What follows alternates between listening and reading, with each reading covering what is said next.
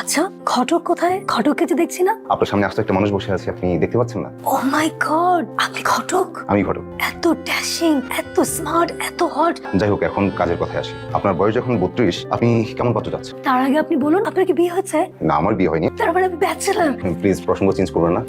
আমার তো আপনার মতো একটা ড্যাশিং হট বয় দরকার। আপনি এত কম বয়সী পাত্র পাবেন না। আপনাকে আসলে 35 থেকে 40-এর মধ্যে ট্রাই করতে হবে। আপনি আমাকে ভালো মতো দেখুন তো, আমার কোথায় কিসে কমতি আছে যে আমি আপনার মতো একটা কচি যে পাত্র পাবো না। প্লিজ প্লিজ আপনি বসুন, বসে আলাপ করুন। আমার দরকার আপনার মতো একটা হাজবেন্ড যে কিনা আমাকে প্রচুর সময় দেবে। আপনার আগের হাজবেন্ড কি আপনাকে সময় দিত না? খুব অল্প সময় দিত। বিজনেস করতো মেবি, আর কোনো বিজনেস না, সে চাকরি করতো। 5টার পরে সে বাসায় চলে আসতো, তো রাতে সে আমাকে কম সময় দিত। কেন উনি রাতে কোথায় যেতেন? আরে মশাই, রাতে তো আমার সাথে সে থাকতো, কিন্তু সময় অনেক কম দিত। আমার দরকার সময় বেশি দেওয়া হাজবেন্ড। আরে বুঝতে পারছেন না আপনি? ও হ্যাঁ হ্যাঁ, আপনার সমস্যাটা তো তাহলে অনেক জটিল। আমরা আমরা চেষ্টা করবো। আপনি তাহলে আজ আসুন। আচ্ছা বলুন তো, কতদিনের মধ্যে আপনি আমার হাজবেন্ড জোগাড় করে দিবেন? ঠিক আছে ঠিক আছে, আপনি 10,000 টাকা জমা দিন, আমরা আপনাকে জানাবো। 10,000 টাকা ফি আমি অলরেডি জমা দিয়েছি। আপনার যদি টাকা আরো লাগে, আমি টাকা আরো দিব, টাকা কোনো ম্যাটার না। কচি হাজবেন্ড